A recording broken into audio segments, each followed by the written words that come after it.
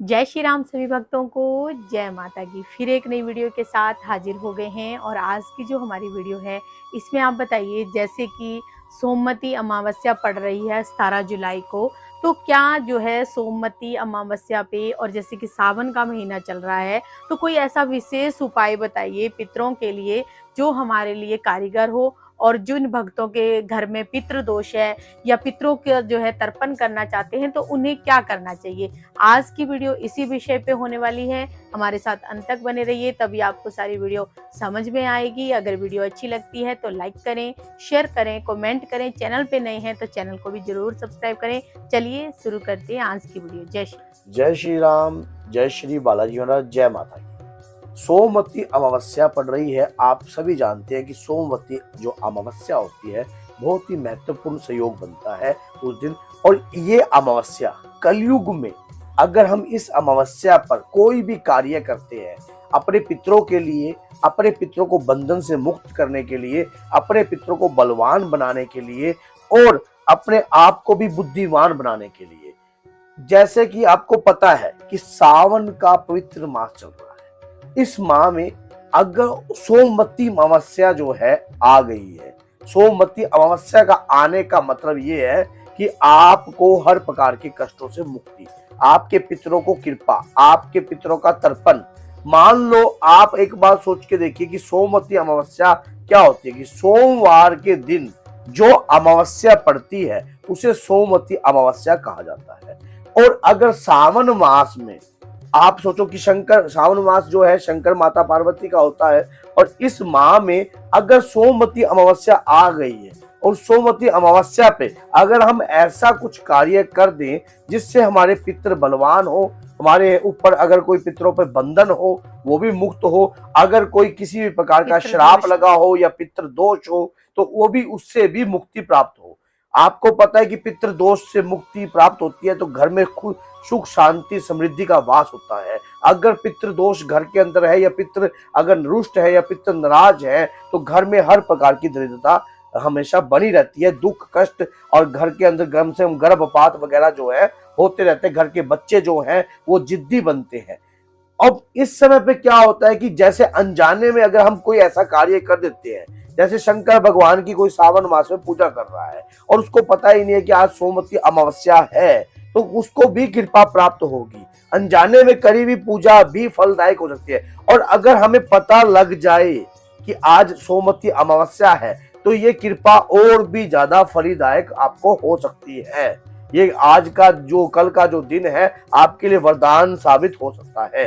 क्या करना होता है, ये कभी भी सोमवती अमावस्या अगर पड़ती है उस दिन भी आप ये उपाय कीजिए। और आज ये जो कल ये सोमवती अमावस्या पड़ रही है सावन की 17 जुलाई में, तो इस समय पर क्या करना है, आपने पंचामृत तैयार करना है।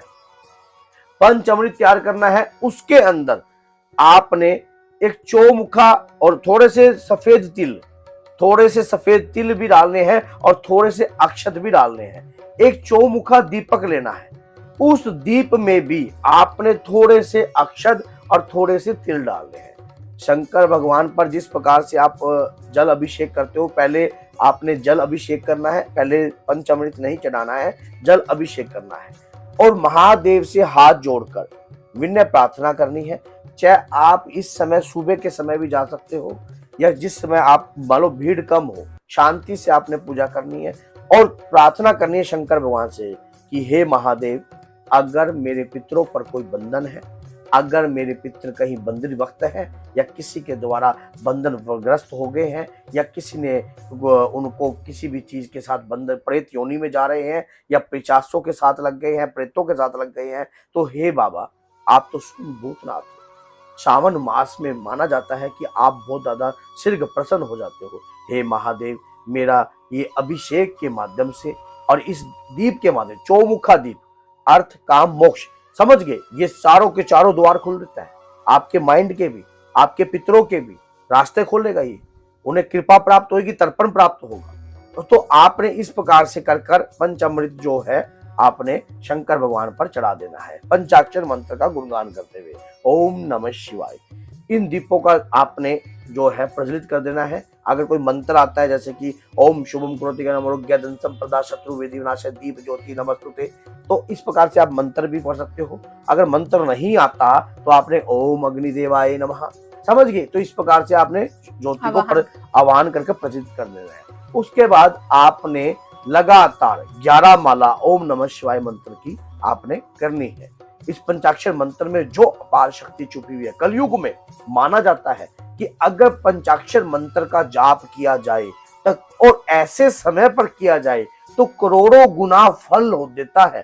करोड़ों गुना, मान लो एक गुना नहीं, करोड़ों गुना। अगर आप एक मंत्र पढ़ते हो तो उसका कई गुना, ये सोच के देखो आप, कई गुना फलदायक हो। अगर आपने उस दिन 11 माला करी तो कितने गुना आपको इस प्रकार का प्रॉफिट प्राप्त होगा, आप जो अदृश्य रूप में होगा। अगर कहीं ना कहीं पितृ जो है, आपके पितरों के द्वारा कोई त्रुटि कही गई होगी, आपके खानदान के ऊपर कोई त्रुटि कही गई होगी, या किसी भी प्रकार से उन्होंने कोई गलत काम किया होगा जिसके कारण खानदान भी बदनाम होता है। जैसा कि आपको पता है कि राजा सगर के 60,000 पुत्र थे, तो भगीरथ जी ने उन्हें तर्पण करवाया था। गंगा को धरती पर लेके आने वाले भगीरथी थे। तो आप सोचो कपिल मुनि ने जो श्राप दिया था उसके कारण वो भस्म हो गए थे। तो उसी से आप सोच के देखो, एक घर का व्यक्ति ने अपने 60,000 पितरों का तर्पण कर दिया, समझ। इसी प्रकार से आपने पंचामृत के अंदर गंगा जल, शहद, दही, अगर किसी को नहीं पता, दही, दूध, शहद, गंगा जल, घी, ये पंचामृत आपने इस प्रकार से तैयार होगा। थोड़ा थोड़ा आप घी ले सकते हो, उसके अंदर गाय का ही घी लेना। उसके बाद आपने ये काम कर लिया। अब दूसरा कार्य क्या करना है, पीपल पर आपने एक सफेद सूत लेना है। सफेद सूत का मतलब जैसे कि सफेद रंग का जो कच्चा सूत होता है वो उससे अपनी हाइट जितनी वो सूत लेना है। अगर कोई व्यक्ति के शरीर पर पितर आ रहा है और वो बोलता है कि मैं आपका पितर हूं, मैं ये हूं, या आपको लगता है कि कोई प्रेत व्याधा है या कुछ ऐसी चीजें शरीर पर आई हुई है, तो वो कच्चा सूत लेकर उसमें 13 गांठें लगानी है। ऊपर की तरफ 13 गांठें लगाकर आपने पीपल की जड़ में उस व्यक्ति के ऊपर से 7 बार वार कर और वह पीपल की जड़ में रख देना है। और वहां भी एक चौमुखा दीप का दान देना है। उस चौमुख दीप के अंदर 21 दाने साबत उर्द के होने चाहिए। वो भी आपने चौमुखा दीप का जब दान दोगे वो भी अपने ऊपर से 7 बार वारावय होगा। यकीन मानिए, ये उपाय कीजिए। ये किसी भी अमावस्या पे कर सकते हो, ये कोई जरूरी नहीं है कि सोमवती अमावस्या ही विशेष है। अगर आप किसी भी अमावस्या पे, लेकिन सोमवती अमावस्या पर किया हुआ जाप, की भी कार्य कई करोड़ों गुना फलदायक होते हैं। जिस प्रकार से ग्रहण के समय पर अगर हम कोई मंत्र का जाप करते हैं वो भी करोड़ों गुना फलदायक होता है। इसी प्रकार से आप जो सोमवती अमावस्या पे जो भी कार्य करोगे वो आपको लाभ ही लाभ प्रदान करेगा। हानि की कोई मान लो आपको किसी भी प्रकार की गुंजाइश ही नहीं होगी, क्योंकि उस दिन अनजाने में की भी पूजा भी, और खासकर सोमवती अमावस्या सावन मास में हो रही हो तो सोने पे सुहागा तो अपने आप ही होगा। तो भैया इस मौके को, इस अवसर को अपने हाथ से ना जाने दीजिए, आप कीजिए, क्योंकि आपका किया हुआ कोई भी कार्य व्यर्थ नहीं हो सकता। क्योंकि भगवान के प्रति जब आप सच्ची निष्ठा और विश्वास से कोई भी काम करते हो तो उसमें आपको पुण्य की प्राप्ति तो मिलती ही मिलती है। तो बोलिए जय सीताराम, जय श्री बालाजी, जय माता।